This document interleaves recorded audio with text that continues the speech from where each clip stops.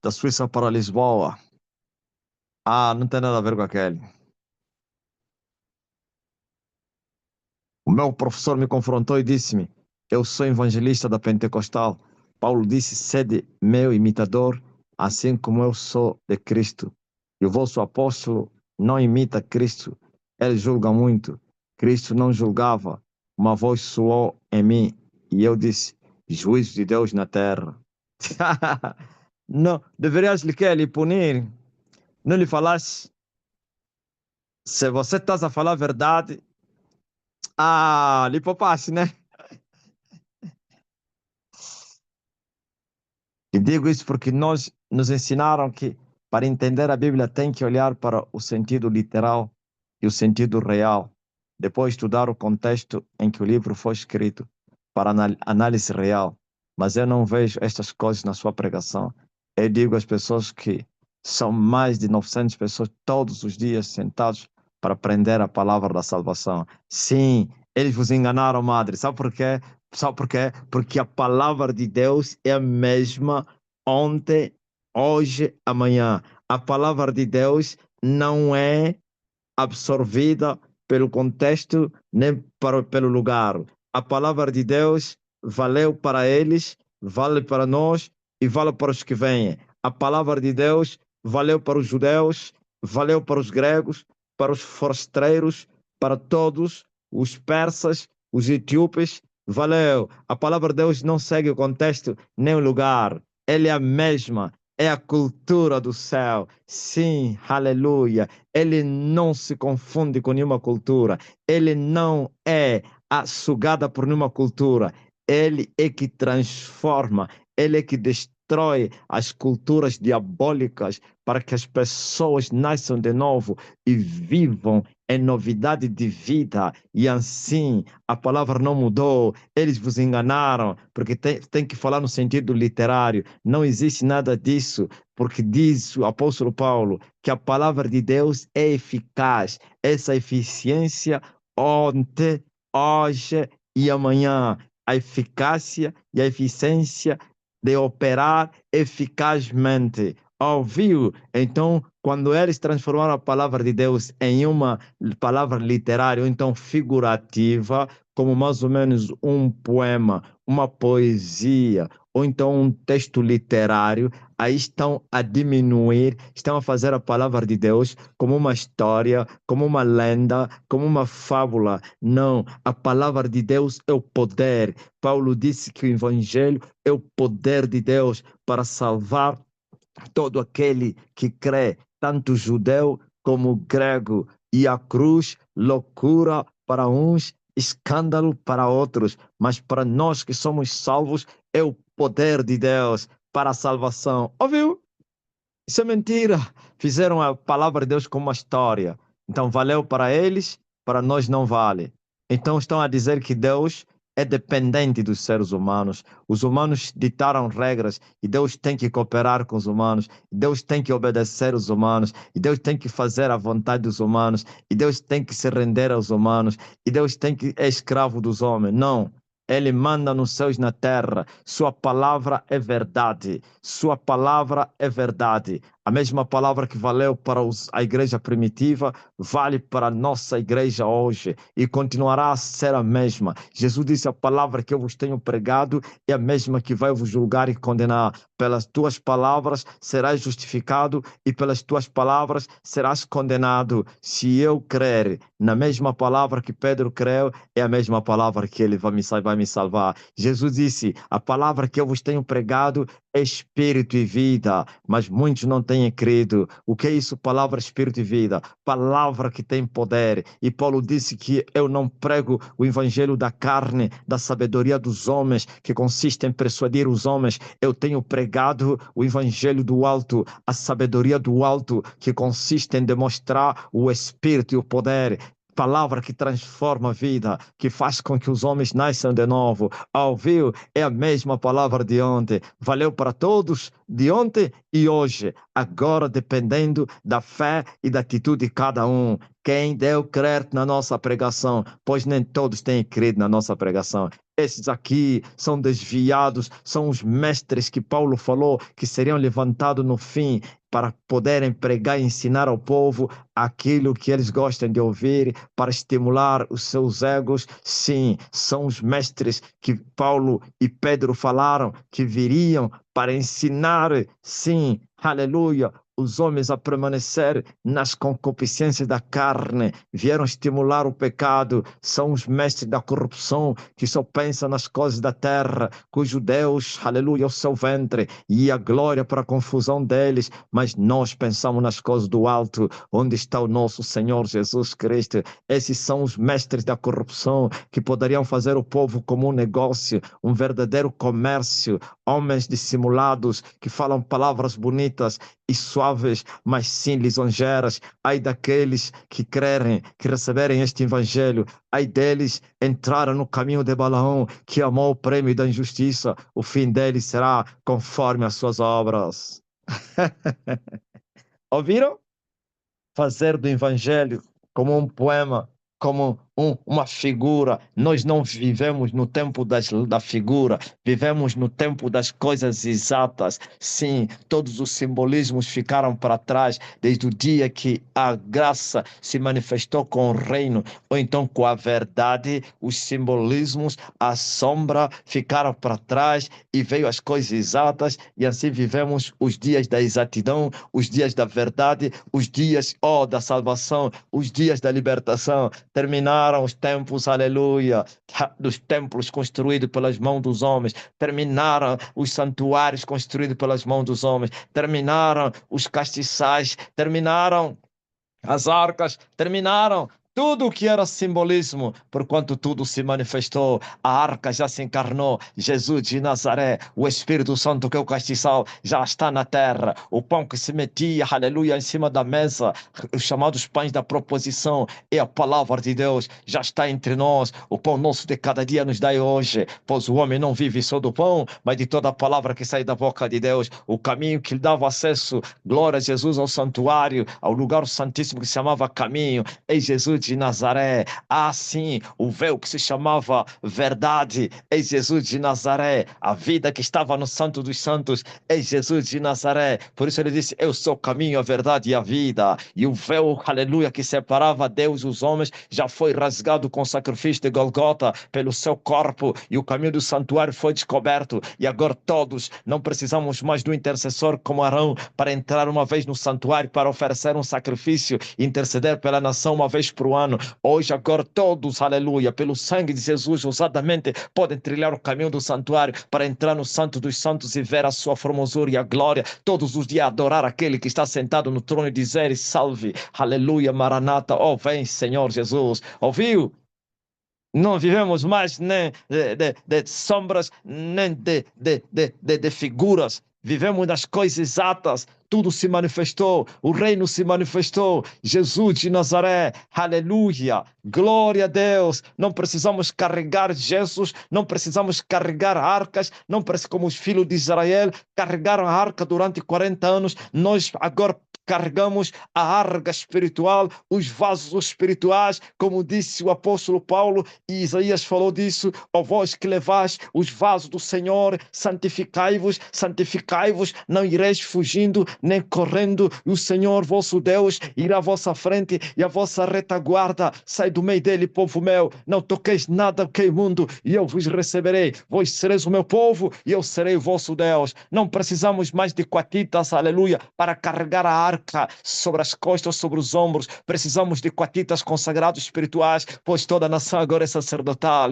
Aleluia, ele vos comprou para serem, glória a Deus, reis e sacerdotes, com seu sangue. Assim, onde os sacerdotes foram somente os filhos de Levi, ou então os filhos de Arão, e os levitas, seus irmãos, auxiliavam. Hoje toda a nação, qual a nação? O reino de Deus, a igreja do Deus vivo, todos são sacerdotes, comprados para sacerdotes e reis perante o Senhor, para apresentar o sacrifício, o ofício sacerdotal, não mais o sacrifício dos animais, sim sacrifício de louvor, adoração perfeita. É essa que Jesus veio estabelecer. Não é adoração do templo, nem tão pouco dos montes de Samaria, mas sim em espírito e em verdade. E Jesus disse: a hora é esta, e agora chegou a hora em que os verdadeiros adoradores vão adorar o Pai em espírito e em verdade. Ouviu, oh Manamá, diga a eles que eles são mentirosos, eles são portas do inferno, são esses que Jesus disse, estão na porta e não entram e não querem deixar os que querem entrar. São árvores que não foram plantadas pelo meu Pai e por isso não estão a dar frutos e a seu tempo serão cortadas. Toda árvore que não der fruto vai ser cortada, toda árvore que meu Pai não plantou será cortada. São os ramos infrutíferos que o lavrador vai cortar porquanto não estão a dar frutos, mas aquele que der fruto, Jesus prometeu, vai limpá-lo para que dê mais frutos.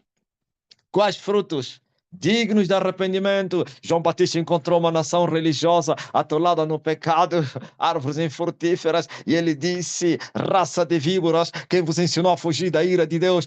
Usem frutos dignos de arrependimento e não presumem vós mesmo que vocês são filhos de Deus. Até dessas pedras Deus vai levantar filhos para si mesmo. Tem que produzir frutos, frutos dignos de arrependimento. E Emanuel repetiu a mesma coisa. Ele disse: serpentes e escorpiões, como vocês podereis escapar da condenação do inferno? É preciso homens se arrependerem para verem Deus, para verem o reino. Assim, e essa geração não conhece Deus, e Deus, aleluia, habita no meio deles, mas eles não conhecem. Esses são semelhantes aos gregos. Os gregos foram mais prudentes e mais sérios, porque os gregos escreveram num dos seus altares ao Deus desconhecido, mas estes estão a adorar ao Deus desconhecido, lhe dando um nome.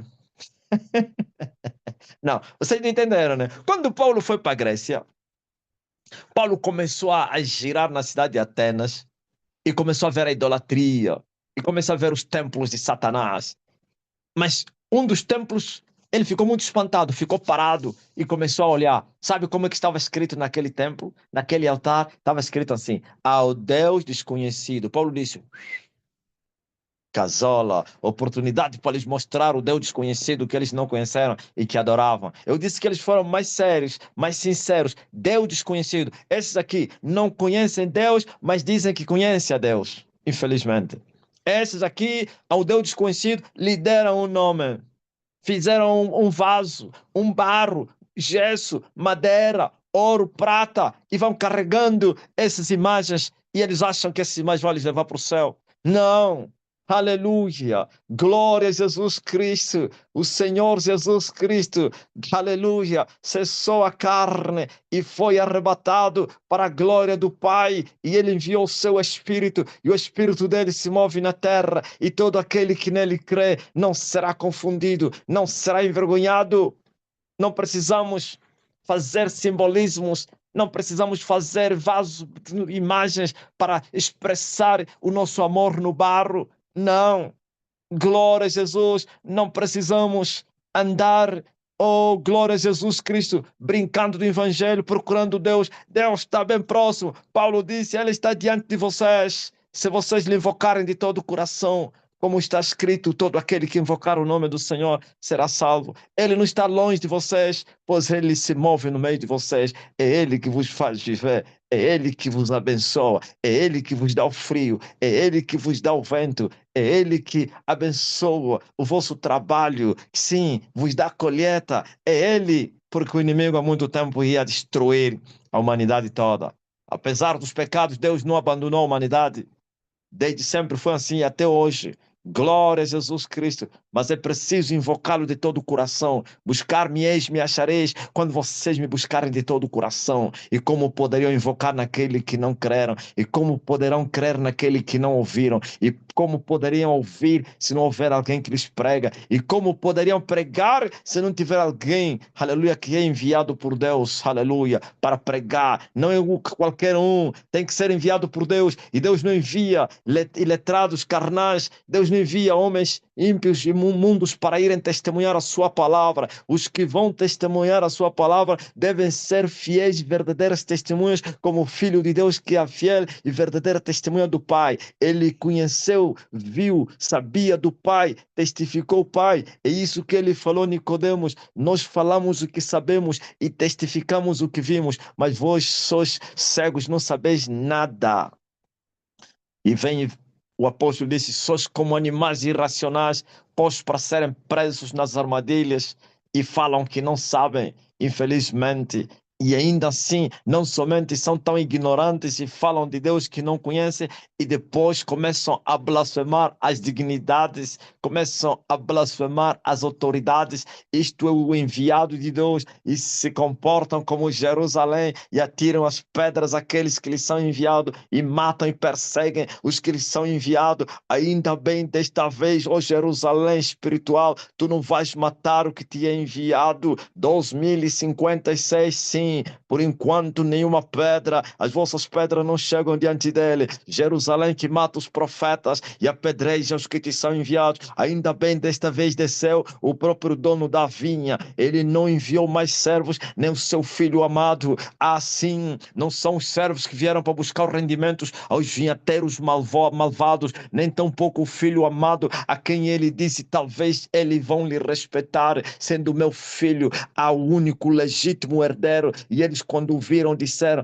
este é o herdeiro, vinde e matemo-lo, e a herança será nossa. E arrastaram-no fora da vinha, que é Jerusalém. Eles crucificaram em Golgota, e eles pensaram que ficaram com a vinha. Ai, foram surpreendidos, e o dono da vinha desceu, e ele perguntou: o que fará o dono da vinha quando ele vier diante dos malvados trabalhadores? E eles próprios responderam: ele vai matar esses malvados pecadores, malvados vinhateiros, e vai entregar, vai incendiar a sua cidade e vai entregar a vinha aos outros. E o dono já desceu.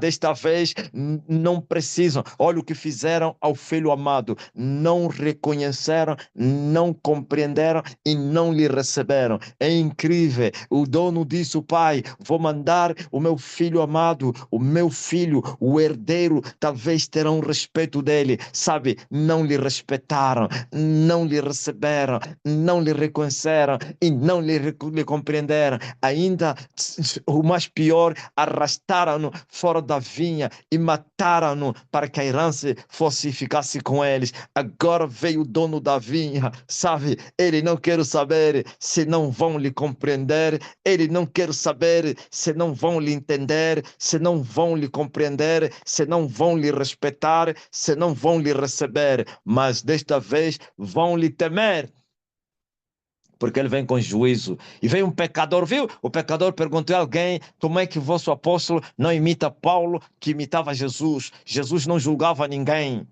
Jesus, quem disse que Jesus não julgava ninguém? Seu mentiroso, hein? Diga a esse pastor, falso pastor, você lhe popou. Jesus não julgava, né? Ele disse: se eu vos julgo, é correta a justiça, porque não estou sozinho, é o Pai que me enviou. Jesus lhes julgava quando ele lhes falou que vocês são raça de víbora, vocês são sepulturas caiadas. Isso não é julgamento? Eles não entendem nada. O que é o julgamento? Jesus afrontou os doutores: ai de vós, doutores da lei, que carregais fardos pesados aos outros e vocês nem com um dedo conseguem segurar esse fardo. Hipócritas, dizem mais a hortelã, a arruda e não sei mais que, e esqueceste o mais importante da lei. Fazem isto e não omitam também estas coisas. Isso não é julgamento aos doutores? E vós, fariseus hipócritas, sois como sepulturas caiadas, que quem passa não vê o que está lá dentro. Isso não é julgamento? E aos judeus: vosso pai é o diabo. Isso não é julgamento? Ah? Vós não sois filhos de Deus, não. Vocês são filhos do diabo. Isto não é julgamento? Ah? E outros foram lá: Senhor, dá-nos de comer. Ele disse: trabalhe para a comida que não perece. Ouviu? Vocês não me estão me procurando por causa do milagre que vocês viram. Vocês querem comer outra vez pão. Seus hipócritas, seus gatunos, seus ladrões. Jesus chamou de Herode de raposinha. Não lhe julgou. Sua raposinha. Diga aquela raposinha. Jesus julgou os príncipes, os anciãos, os fariseus, os saduceus, o Herodes. Só Pilatos é que escapou das mãos de Jesus. Pilato era muito prudente. Até na morte de Jesus continuou com a sua prudência. Mas Herodes era muito atrevido, por isso foi comido vivo. Ok? Ai, porque o vosso mestre julga muito. Você também lhe poupaste? Tinha que encontrar um mano de Ney para lhe meter no lugar dele. É? Ah, ele julga. Digam a ele que Jesus julgou os pecadores e disse que o meu julgamento é com reta justiça, é com verdade, porque o Pai também está a falar mal de vocês, por isso eu estou a falar mal de vocês. E ele ainda aconselhou para nós julgarmos sim com a reta justiça seus pecadores. Quando Jesus disse, quem vos ensinou? Então, como escapareis da condenação do inferno? Isso não é julgamento? Estava a dizer, vão para o inferno todos vocês. Não lhe julgou? Que julgamento é que é?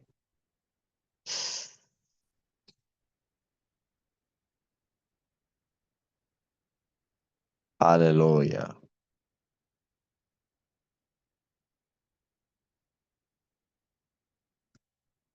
Oh, você que me contou esses testemunhos, diga a esse pastor que o apóstolo percebeu que vai sentir a mão pesada do julgamento de Deus. Paulo disse: se vocês forem julgados por Deus, é para o vosso bem, para vocês não serem condenados com o mundo. Eu estou a lhes julgar para o bem deles. Isso é repreensão. Os pecadores devem ser repreendidos para a mudança. Veja, quando Deus repreende alguém, é porque Ele lhe ama. Quando Deus açote alguém, é porque Ele lhe chama para o filho. A repreensão ao mundo é para a conversão do mundo. A repreensão aos pecadores é para a conversão dos pecadores. Claro, se eles se converterem, salvar-se-ão. Mas eles não entenderam. Não entenderam. Eles queriam um pregador que viesse como é que se chama? Amaciar, né? Fazer massagens aos seus egos. Então, por isso, o diabo lhes levantou ministros que são a lhes ensinar o que eles gostam de ouvir, com palavras suaves e lisonjeiras. E outros evangelhos que têm lhes trazido depressão, sofrimento horrível. Eu não vim para agradar os homens. Paulo disse que se eu estiver a agradar as pessoas, não serei ministro de Cristo. Eu tenho que agradar aquele que me enviou. Deus falou a Ezequiel, sabe, eles não vão te ouvir, mas ainda assim você vai falar. Ainda que não te ouçam, não tema suas palavras, nem os seus rostos, ainda que sejam como sarças e espinhos, espinheiros, mas tu falas, quer ouçam, quer deixam de ouvir, você vai falar, mais tarde eles vão saber que esteve no meio deles um profeta.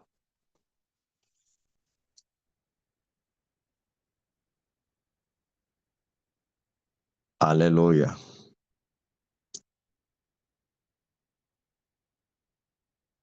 Como a corça suspira pelas águas.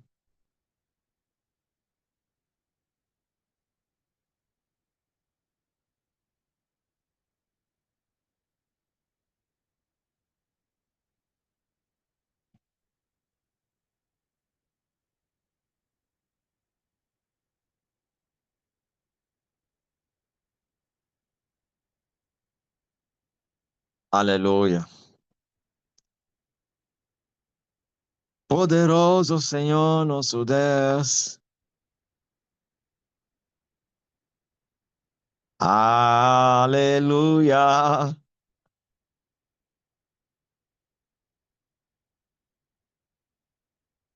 Aleluia. Santo. Por que não aprendi isso antes? Agora a Bíblia me parece algo novo. Até algumas coisas me são estranhas. Olha a resposta da madre. Todos que se depararem com a verdade falam a mesma coisa.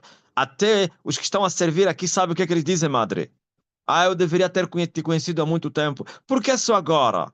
Sim, naquela altura, se você me conhecesse, não me darias crédito, porque não era tempo de Deus. As minhas palavras não te convenceriam.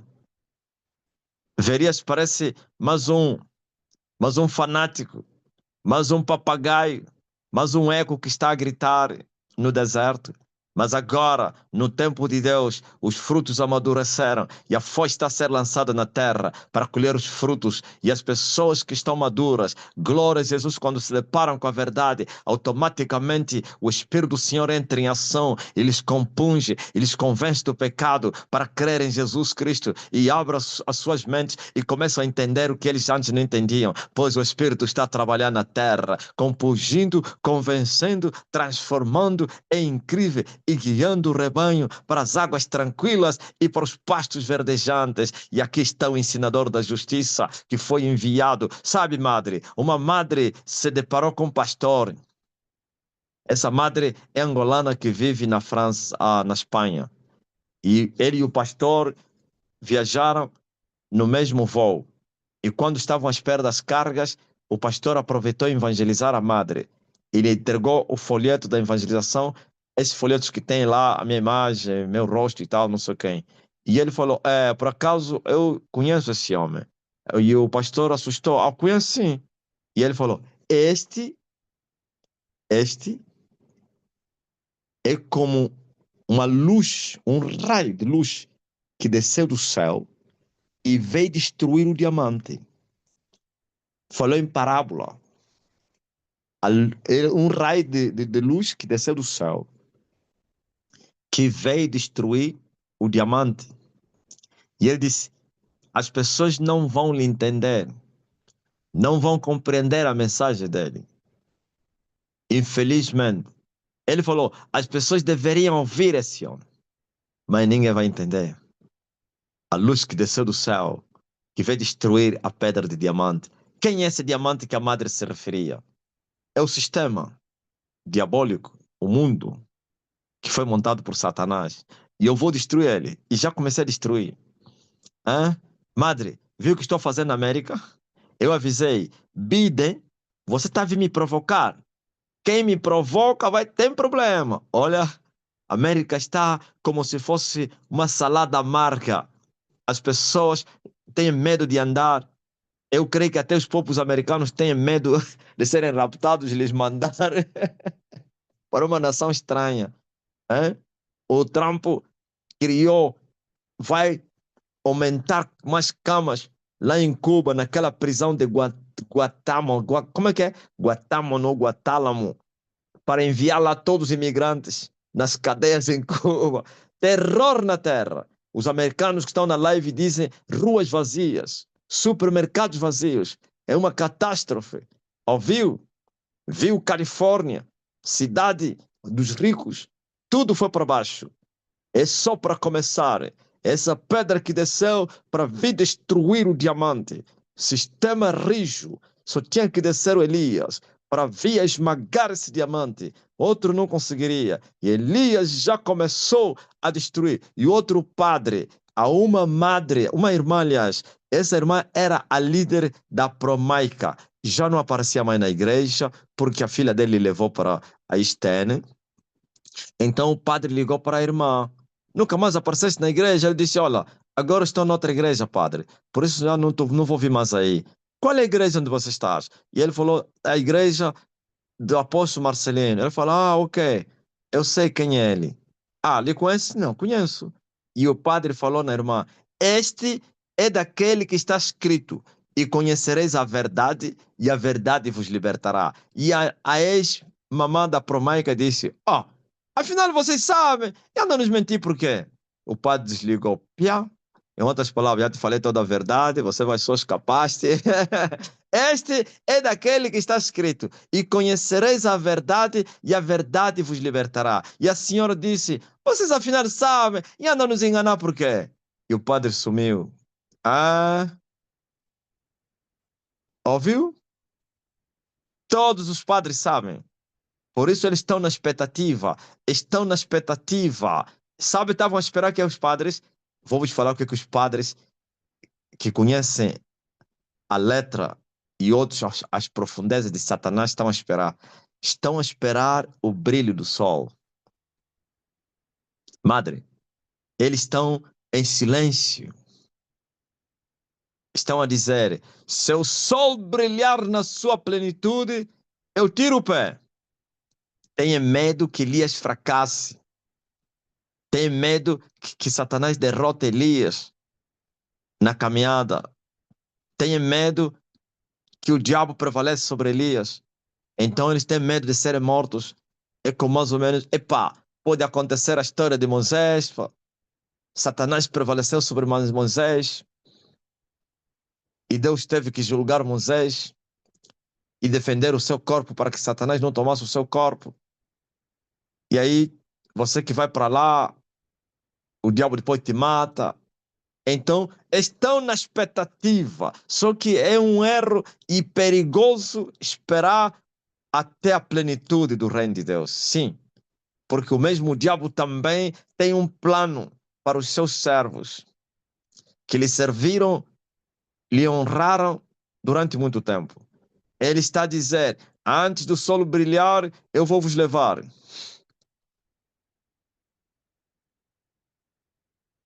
Antes do sol brilhar, vocês não vão ficar, não. Eu vou vos matar, todos vocês. Estou a falar àqueles que fizeram pacto com o diabo, que conhecem as profundezas de Satanás. Por isso, se as pessoas fugirem antes mesmo do brilho pleno, estou a falar do brilho pleno, fazem bem.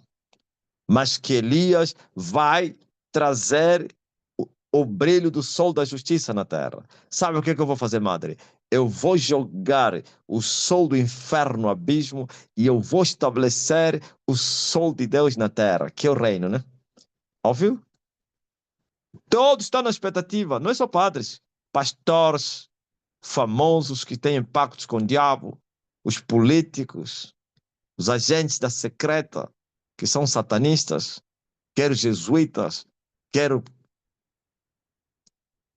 secretas dos governos, falsos profetas, estão na expectativa, estão a dizer, sabe, Elias, e como qualquer um que Deus envia, tem duas fases. A primeira fase, eles lhe desprezam e dizem, como desprezaram Neemias, porventura ele vai conseguir de edificar os muros que estão no chão, vai conseguir remover o entulho. E alguém respondeu, o Tobias, ainda que ele consiga levantar os muros, vai vir uma raposa que vai derribar os muros. Essa é a fase do desprezo. Elias também passou isso, mana madre. Eles haviam me desprezado. Disseram, quem é ele? Um dos feiticeiros que também já lhe derrotei. Aleluia, o comparsa dele é esse que morreu no Congo, chamado Edingua. Edingo morreu no Congo porque ele veio me afrontar aqui. Então, ele me havia há 20 anos mandado um recado no discípulo dele, disse, diz a ele, veio fazer que? Avivamento. Olha, nós estamos avivados há milhares de anos. Ele vai conseguir nos remover. Nós somos uma pedra pesada. Desafiamos ele para conseguir avivar o mundo. E eu disse, quem viver verá. Não tem problema, não. Começou a guerra há 21 anos atrás. É muita porrada, é muita pancada. O homem gemeu. Tiraram minha paz, que foi um deserto, claro. Mataram as pessoas queridas, separaram-me das pessoas queridas. Sim, desviaram as pessoas queridas, levantaram as pessoas queridas contra mim.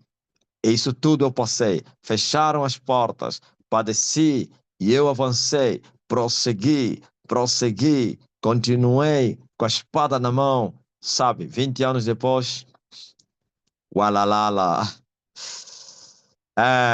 E tenho ainda 5 anos para marchar. Agora estou a lutar com os poderes mundiais. A América está a levar no focinho. A China, aleluia, não vai poder suportar o embate do homem. A Índia não vai suportar o embate do homem. O Putin não vai suportar o embate do homem. O homem está com a espada, aleluia, glória bem grande na mão, marchando. Qualquer um que atravessar o caminho dele vai lhe cortar a cabeça. Agora já saímos da fase do desprezo, estamos agora na fase do respeito. Já estão a me respeitar. Por isso, os que falavam que eu era falso profeta já estão a dizer grande homem de Deus. E agora, essa fase do respeito também é a fase do medo. Eles têm medo do juízo, eles têm medo da mão pesada de Deus. E agora estão em silêncio, esperando o brilho pleno do sol. em silêncio. Chegou aquela fase, nem bem, nem mal,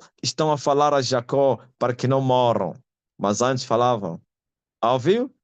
Estão a esperar o brilho do sol. Eles sabem quem é que está falando na terra. Eles sabem qual será o fim, mas estão a esperar. Estão a falar aquela linguagem dos políticos. Ver para crer.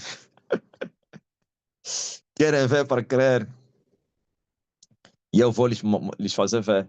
Eu vou encher a terra toda com a sua glória. Vou operar sinais e maravilhas nos céus e na terra com fogo e sangue e fumaça.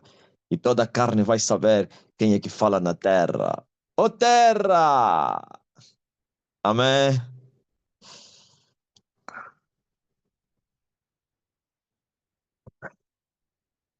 Veja só os lamentos que vêm da América.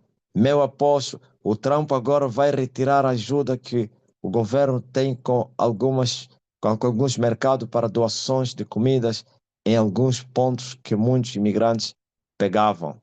Ouviu? A paz foi tirada na América. É incrível.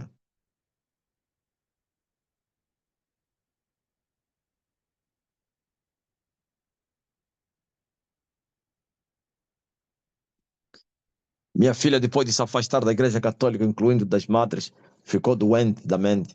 Elias, quando ela passou em tuas mãos, eu enxerguei a cura nela. Minha filha foi curada da ansiedade, depressão, os pensamentos suicidas desapareceram. Ela agora é uma pessoa normal e já é obreira. Xé, ouviram? Ela chegou de ser madre ou era só novilha? Fala aí, Bambi. Estão a ouvir?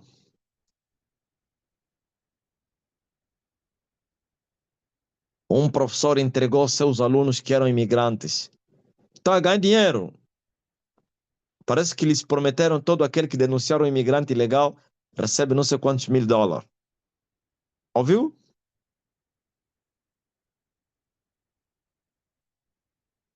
Aleluia.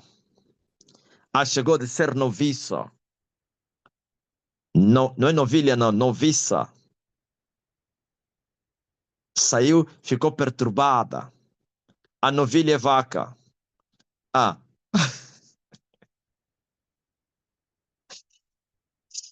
noviça. Eu pensei que era. Não, até já me falaram aqui, né? Como essa palavra novilha. É.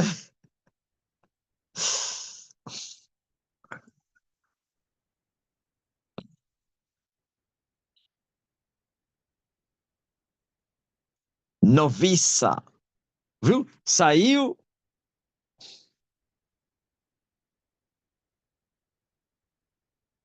Minha filha não era normal. Não era normal como?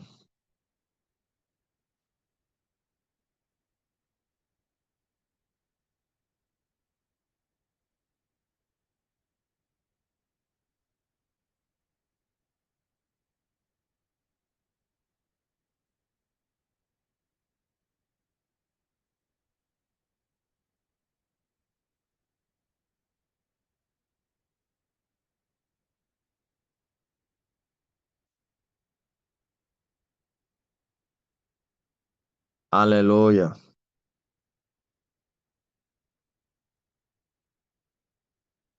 E a ex-madre de Moçambique teve uma experiência e ele viu o Todo-Poderoso assentado no trono. Aleluia. Ele contou essa experiência hoje.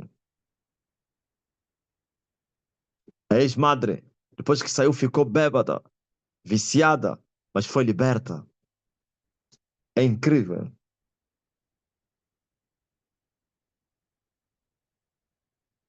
A ex-madre Elsa,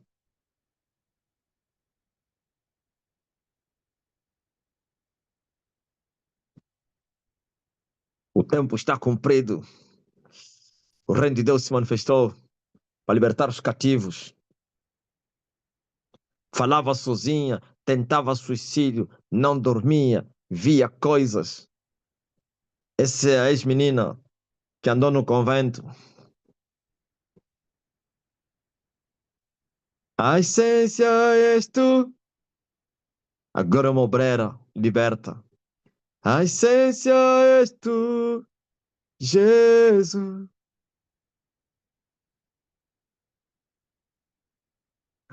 Dona Mariana,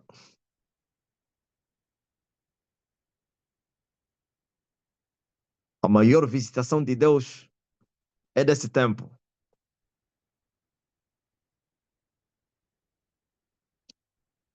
A madre me perguntou: será que o Senhor já recuperou o poder da igreja das mãos de Satanás? A 100% não. Deixa eu te contar, oh madre, como é que estão divididas as hierarquias satânicas. As hierarquias satânicas estão divididas em três fases. E depois tem a quarta, que é o poder de Satanás. É assim, Satanás tem uma mulher e a mulher gerou suas filhas. Satanás tem os seus representantes como representantes que representam ele, que são os maridos. E esses são os reis da terra. E abaixo dos reis da terra está a prostituta mãe. E a prostituta tem as suas filhas, que são todas as religiões do mundo, excepto a mãe. Ok? E no meio, nessa divisão, está a tradição. Tradição você lhe encontra nessas três fases. Entre as filhas está a tradição, por isso existe filhas da tradição muçulmana, tradição budista, tradição dos povos. Também está na mãe a tradição, tradição ocidental e as nações que foram ocidentalizadas. A tradição também dos povos que não tem nada a ver com a religião está também dentro da religião mãe. Depois também a tradição está entre os reis, ok? Como mais ou menos a Índia, a religião e a tradição se mesclaram. A religião e a tradição, a própria religião já é a tradição do povo, os seus deuses. Mesmo essa tradição africana hoje, ontem foi uma religião, mas a influência da religião ocidental que veio abafar essa religião e ele deixou de ser religião e se tornou só um costume dos povos. Mas ontem foi uma religião. Então a religião é muito forte no meio dos povos. Agora você veja, os poderes de Satanás estão divididos nesses três divisões ou então níveis. E depois está os poderes mundiais, aonde ele se encontra no topo do quem? Da pirâmide. Eu resgatei os poderes que estão no primeiro nível, que é as suas filhas. Essas são as estrelas. Estás a ver, madre? José teve essa visão. Viu 11 estrelas, lua, sol, que faziam assim a ela, a ele. E ele fazia parte das 11. Eram seus irmãos. E a lua representava a sua mãe. E o sol representava Jacó. Mas ele viu que esses três se vergaram diante dele. É verdade que José, aquilo foi o tal simbolismo que eu acabei de falar aqui. Mas mesmo sendo simbolismo, veja que quando ele alcançou o nível do sol, reinou. Mas faltava tirar o lugar de Faraó, porque Faraó ocupava o lugar de Satanás. Esses estão acima dos reis, do rei dos reis. Ok? Agora você veja. Eu resgatei o poder das suas filhas. Quando resgatei os poderes das filhas, a mãe deu cobertura. A grande Babilônia deu cobertura às suas filhas. Eu tive que lhe entrar. Lhe entrei, lhe derrotei. Depois da derrota, os reis deram cobertura. Vivemos de cobertura em cobertura. Por isso trata-se de uma guerra prolongada. Só que vai-se tendo algumas colheitas mínimas nessas vitórias. Tudo subentendido para a grande vitória, ou então a plenitude da colheita. Então, os reis são esses que estão a levar surra agora. As estrelas caíram, a lua caiu, por isso a lua representa a mulher, a mãe. Sabe por quê, oh, madre? Que na Igreja Católica a padroeira é Maria? Porque é uma mulher. Sabe por quê que a Maria está vestida de azul? São os poderes do mar. Terra, mar, céu. Estrela, lua, sol. Ok?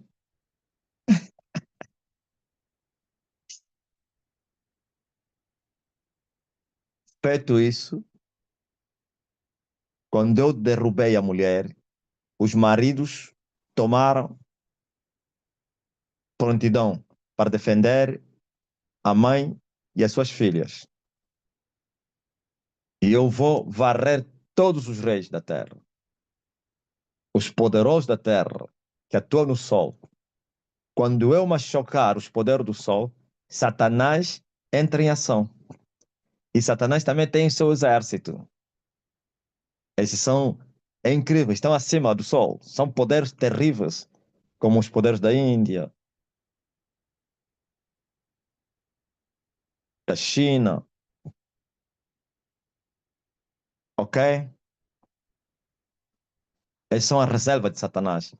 E eu vou lhes varrer e Satanás vai fugir.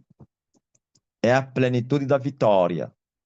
E assim o sol vai brilhar na sua plenitude.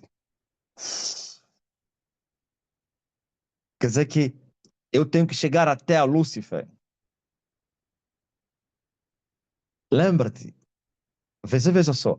Quando vocês estão a ver no livro de Apocalipse, e Daniel fala isso, que a besta tinha 7 cabeças e 10 chifres. Esse reino todo é destruído agora. É sistema. É vencido. Naquele tempo, vai se rejuvenescer, vai ressuscitar o sistema, ok? Que foi machucado no tempo que se chama hoje da graça, porque Deus permite. Deus vai permitir que outra vez o reino de Satanás ressuscita dos escombros. Por isso a besta aparece outra vez com os 10 chifres e as 7 cabeças. E veja só que no livro de Daniel disse que aquele animal que tinha 10 chifres e 7 cabeças, no meio dos 10 chifres apareceu um chifre pequeno, mas mais comprido que os outros. E o único chifre que tinha boca e olhos e que falava palavras arrogantes, e que esse chifre se levantou contra o céu e começou a blasfemar. Essa é a besta que vai se manifestar no final das guerras, da colheita do homem. Ok? E a Bíblia diz que esse chifre pequenininho, depois também ele fez guerra com outros chifres. Destruiu 3 chifres, mas chocou 3. São as guerras que vão acontecer na grande tribulação. Ok? E se for no livro do Apocalipse, vamos encontrar que a besta vai ser nomeado, empossado com 10 reis. E os 10 reis vão entregar o poder todo na besta. Esses poderes existem hoje. Esses poderes existem hoje. Estão a ser abalados agora para poder libertar a igreja da escravidão. Para poder libertar os filhos de Deus pela vocação de Deus, pela presença de Deus, que já foram conhecidos antes, mas que estão presos no pecado. Então é preciso destruir todos os poderes, destruir os poderes das filhas, destruir os poderes da mãe, vou destruir os poderes dos maridos, que são os reis, e vou destruir os poderes de Satanás, que está acima de todos eles, e os seus exércitos também. E aí depois disso, eu vou resgatar o povo que está preso. Ok? Então, ainda não terminei a guerra, mas já fiz uma coisa muito grande. Já bati as filhas, já, por isso essas igrejas todas aqui, quer muçulmanos, budistas, evangélicas, é satanista, ninguém pode abrir a boca para falar. Tem medo, porque eu lhes venci todos eles. E a grande Babilônia também, por isso os padres estão com medo de mim. O Papa, tudo, você vai ver se o Papa já vai morrer. O Francisco já vai morrer porque depois que eu derrotei a prostituta, a igreja, então o Papa, o Satanás tinha colocado lá um Papa de uma dimensão muito grande, acima da dimensão da própria igreja.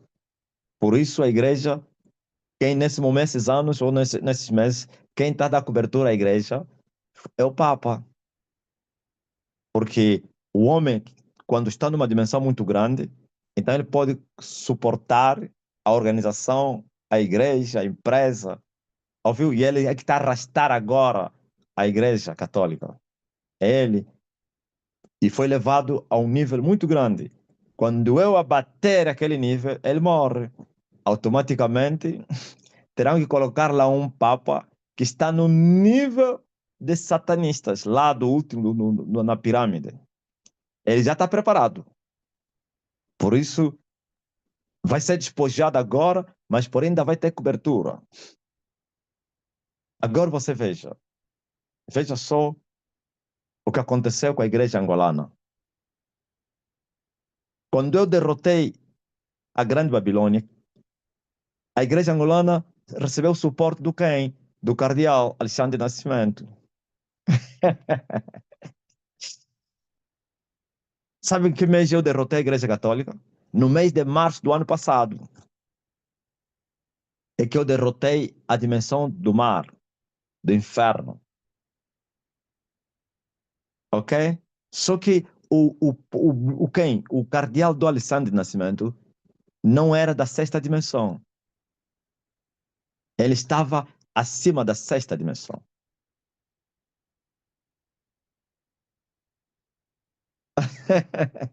Por isso, quando eu derrotei a dimensão do quem morreu, agora, assim, nesse momento, a suporte só do Vaticano. Aqui em Angola, está mal. Por isso você vê, tá morreu muitos padres de acidente. Hã? Por isso você viu, morreu muitos bispos. Se controlaram, morreu muitos bispos em Angola. Esse ano, o ano que passou, aliás, morreu o bispo do Bié, morreu o bispo do Uambo, o arcebispo do não sei quem, do Uambo, de Malange, do Saurimo, Saurimo não, do Mochico, morreu de Benguela, muitos bispos morreram. Esses aqui foi quando entraram na guerra, estavam a jogar comigo para tentar defender a igreja e eu lhes dei no focinho. Só que o Alexandre de Nascimento é o mais forte no meio deles, por isso chegou até cardeal. Então, quando eu derrotei a dimensão dele também, no mesmo dia, você não vê, madre, no dia que eu completei 20 anos, na festa do que fica, é o dia que morreu o cardeal. Na mesma noite é que morreu. É muito espiritual. Os 20 anos de guerra tombou o cardeal. Você não está vendo desde que morreu o cardeal Alexandre Nascimento, a sobrinha dele está debilitada, já não tem autoridade no parlamento, anda tipo a tremer. Aquela sobrinha dele, ele que lhe dava cobertura. Aquele presidente do parlamento, a sobrinha dele, anda, já está mal, está a andar, tem que lhe agarrar. Olha, está a haver muitas mortes do corpo do clero e muitos estão doentes em sofrimento. Sim, estão deprimidos todos eles, estão a morrer de acidente, de depressão, infarto. É isso, por causa da cobertura. Eles perderam a cobertura do Alexandre Nascimento, piorou, a igreja perdeu a batalha e o Alexandre Nascimento estava a lhes dar cobertura, foi derrotado. Agora a única cobertura é da Roma. Só que a igreja é muito grande, ele sozinho não está a conseguir. Escândalos vão aparecer, você não imagina. Muitos escândalos. E daqui a 2 meses, controla a sua madre. Daqui a 2 meses, depois de 2 meses, vai haver coisas terríveis dentro da igreja católica. As mortes vão aumentar, fuga vai acontecer, até mais vão começar a fugir membros, porque me foi dito que quando terminar os 6 meses que me deram, eu vou despojar a Blue. A Blue é a Igreja Católica. A Blue representa, em inglês, em português, em inglês, né? É cor azul. E o azul é o mar. E o mar é mulher, é a prostituta, é a lua, é o inferno. E o sol é o abismo. Oh!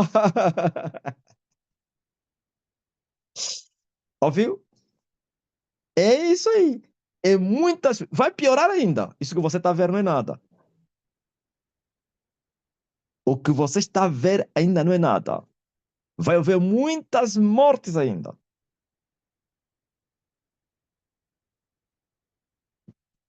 Vai haver muitas mortes assustadas. É incrível. As pessoas vão ficar a suspirar. O que está acontecendo?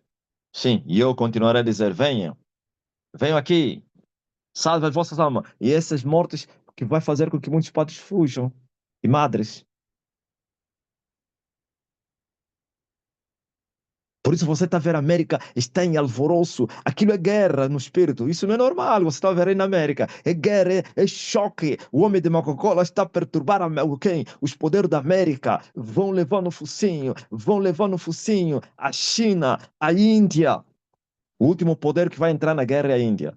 A Índia está guardada para a última guerra. Essa é a guerra do Kitsung. Fiquei muito triste quando um padre muito próximo a mim, aqui na província, se suicidou. Nunca tinha acontecido. Sim, é depressão.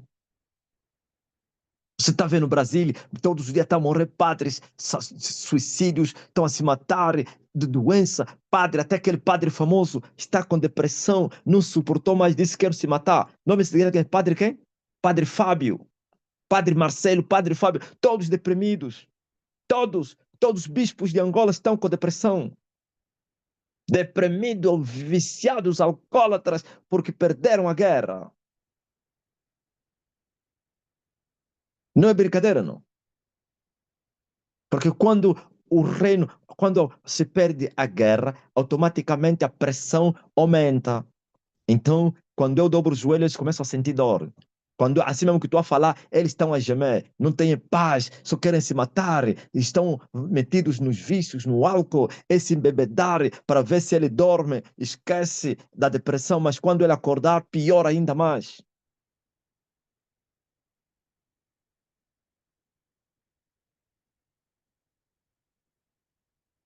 Depressão, suicídios, mortes subitamente, é isso tudo que está acontecendo.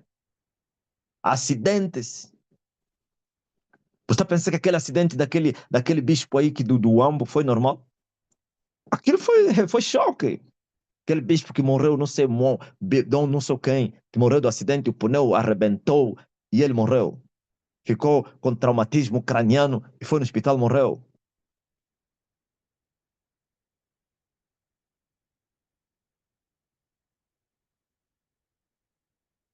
E vai piorar ainda. A Blue vai ser despojada.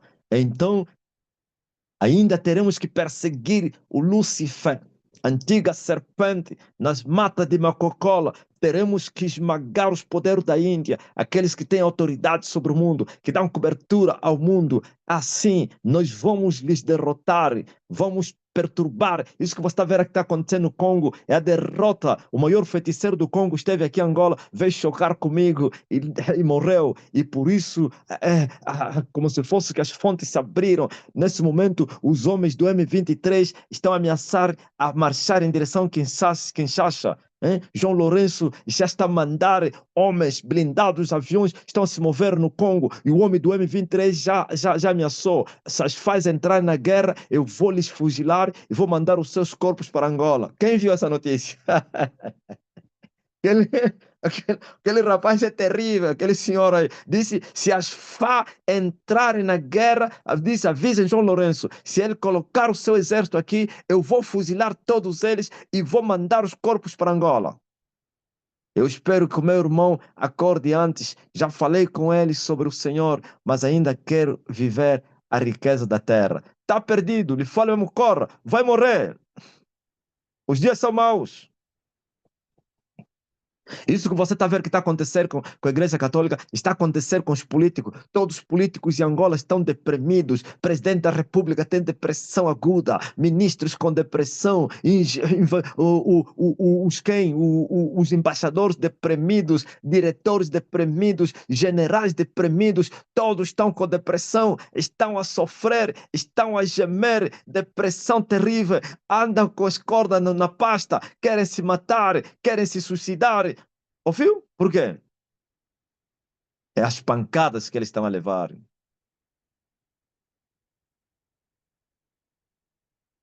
Não é brincadeira, não. Se eu perguntar quem é que trabalha com o ministro ou embaixador general, você vai ver as notícias aí. Manda no off. Você vai falar: olha, o ministro trabalha comigo, está deprimido, o embaixador tem depressão, o diretor nacional, o general, eu trabalho com não sei com quem, está com depressão, eu trabalho não sei com. É muita depressão. Perderam a guerra.